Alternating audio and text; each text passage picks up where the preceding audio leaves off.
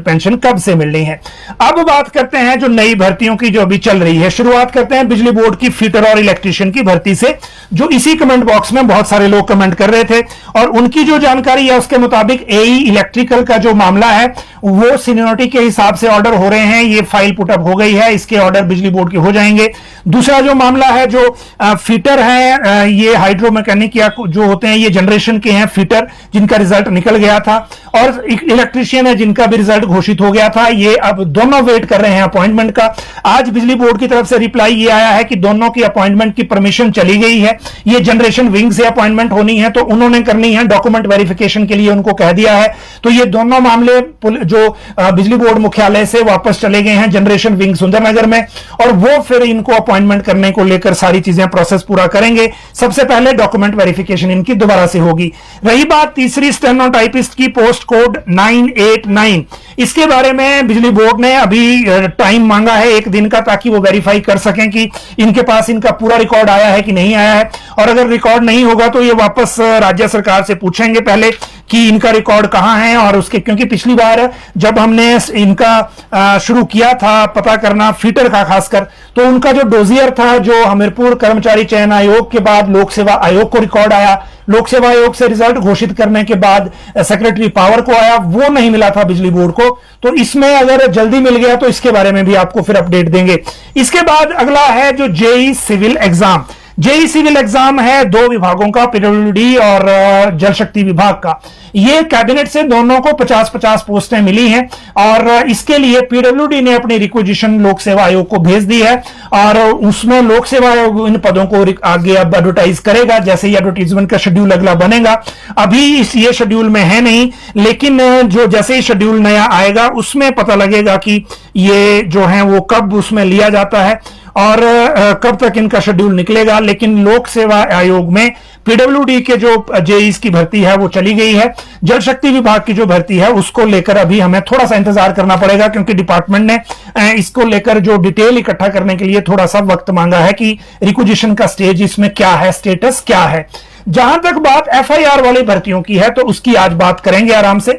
वजह यह है कि बहुत सारी जो भर्तियां हैं वो अभी फंसी हुई हैं, और भर्तियों के फंसने का एक बड़ा रीजन क्या है कि अभी तक 13 एफआईआर लोक से जो हमीरपुर कर्मचारी चयन आयोग के रिजल्ट के आधार पर दायर हुई हैं।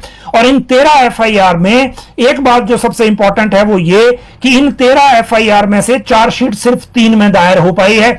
बाकियों में या तो एफएसएल की रिपोर्ट का इंतजार है या फिर किसी और वजह से है। लेकिन इससे भी बड़ी बात क्या है, जो रिजल्ट स्लो हो रहे हैं वो ये कि विजिलेंस के पास इंक्वायरी के लिए 38 केसेस थे ये टोटल, जिसमें से सिर्फ 15 की रिपोर्ट अभी तक तैयार हुई है जिसमें एफआईआर दर्ज हो गई हैं।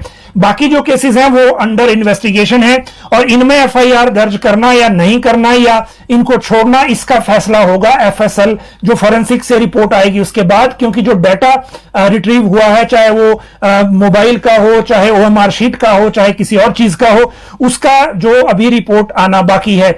दूसरी तरफ जो लोग कह रहे हैं कि कंडीशनल अपॉइंटमेंट को लेकर क्या हुआ, कंडीशनल को लेकर अभी तक एज ऑफ नाउ कोई अपडेट नहीं है। और इसकी वजह यह है कि कंडीशनल को लेकर लोक सेवा आयोग, जैसा मैंने आपको पहले बताया है, डायरेक्टली उसमें नहीं जा सकता। इनके रूल्स ऑफ बिजनेस या आप कहिए कि जो काम करने की इनके दायरा है वो परमिट नहीं करते। दूसरी बात यह है कि इसमें फिर सेक्रेटरी होम को फाइल पे लिखना पड़ेगा कि वो जो है वो कंडीशनल में जाएं। अभी की सिनेरियो में मोस्ट लाइकली लग नहीं रहा है, क्योंकि अभी ये फाइल चल जरूर रही है मुख्य सचिव कार्यालय और कार्मिक विभाग और मुख्यमंत्री कार्यालय के बीच में। लेकिन उसमें एक चीज रिकॉर्ड हुई है कि विजिलेंस ब्यूरो अपनी एफएसएल की रिपोर्ट के बाद अपनी अपडेट रिपोर्ट देगा। वो अपडेटेड रिपोर्ट अभी तक सरकार को नहीं मिली है। जब तक वो रिपोर्ट नहीं मिलती तब तक पेंडिंग रिजल्ट जिनमें एफआईआर है उनको लेकर फैसला नहीं हो सकता, और रिपोर्ट आने के बाद भी सेक्रेटरी होम के लिखने का वेट होगा। इसीलिए अभी इंतजार किया जा रहा है कि पहले एफएसएल की रिपोर्ट आ जाए, उसमें यह क्लैरिटी हो जाए कि यह दायरा क्या है पहले लीकेज का, और उसके बाद इस बारे में फैसला हो। जहां तक एफआईआर से बाहर वाले मामले हैं, क्योंकि मैंने ये आपको क्लियर कर दिया दिया कि जो 13 एफआईआर अब तक हुई हैं, 3 चार्जशीट हुई हैं, अभी चार्जशीट भी पूरी नहीं है जितनी एफआईआर है उनमें, तो इसमें अभी बहुत सारे गैप्स हैं इन्वेस्टिगेशन के जिनको कंप्लीट करना जरूरी है। इससे पहले मुख्य सचिव के साथ जो बातचीत थी विजिलेंस ब्यूरो की, वो डायरेक्ट हो रही थी, लेकिन अब लोक सेवा आयोग चाहता है कि सेक्रेटरी होम फाइल पर लिखें, और सेक्रेटरी होम अब हैं अभिषेक जैन, जिनकी सिफारिश से हमीरपुर कर्मचारी चयन आयोग को बंद किया गया है। तो ये आप सिनेरियो समझ सकते हैं।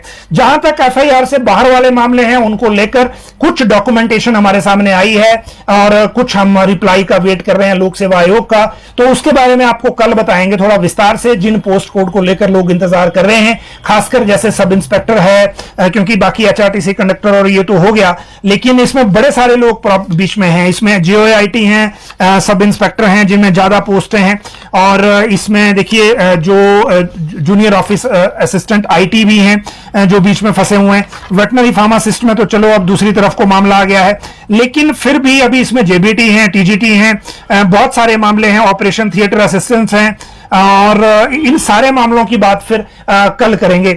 अगली बात जो हमारे सामने अभी है वो है अब जो आज मुख्यमंत्री के बड़े फैसले हैं, 29 नियम हैं जिनमें चेंज किया गया है। आज जो सेक्रेटरी सोशल जस्टिस हैं, इन्होंने आंगनबाड़ी और आंगनबाड़ी हेल्पर दोनों के भर्ती नियम है उन्होंने चेंज किया है। चेंज करने के कुछ भारत सरकार के निर्देश बताए जा रहे हैं, कुछ और चीजें हैं। पहली बात इसमें यह है जो चेंज किया गया है वो ये है कि आंगनबाड़ी वर्कर जिसके लिए पहले +2 की जो योग्यता थी उसको +2 ही रखा गया है। मिनी आंगनबाड़ी वर्कर के लिए मैट्रिक थी, उसको +2 कर दिया गया है। आंगनबाड़ी हेल्पर के लिए मिडिल थी, उसको +2 कर दिया गया है। एज जो है आंगनबाड़ी वर्कर और मिनी आंगनबाड़ी वर्कर हेल्पर के लिए 21 से 45 थी, इसको 18 से 35 कर दिया है, एज भी कम हुई है। और एनुअल इनकम क्राइटेरिया जो पहले 35,000 था उसको बढ़ाकर 50,000 कर दिया है, ये बड़ा बदलाव है।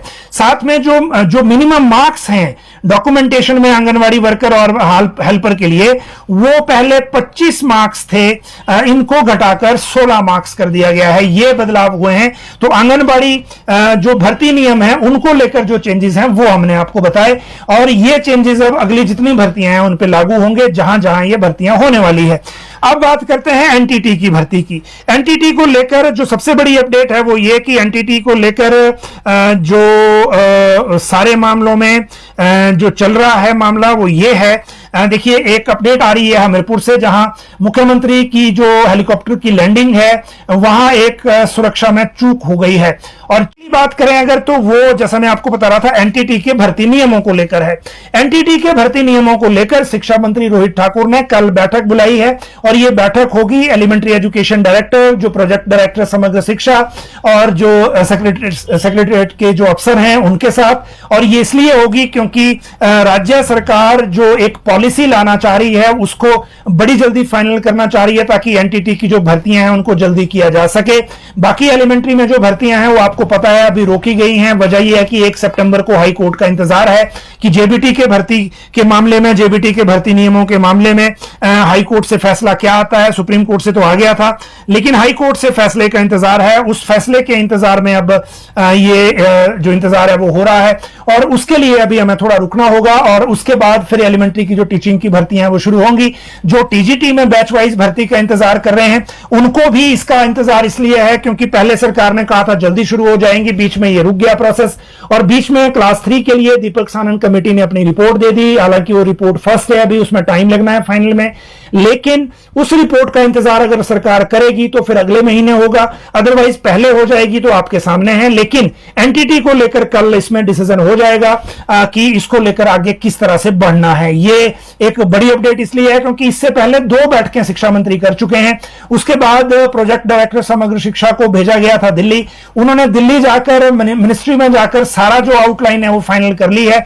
अगले सेशन से हिमाचल के डाइट्स में ही एनटीटी का कोर्स भी शुरू हो रहा है 2 साल का, और इसीलिए उस कोर्स का सिलेबस फाइनल होना है, उसका फ्रेमवर्क फाइनल होना है।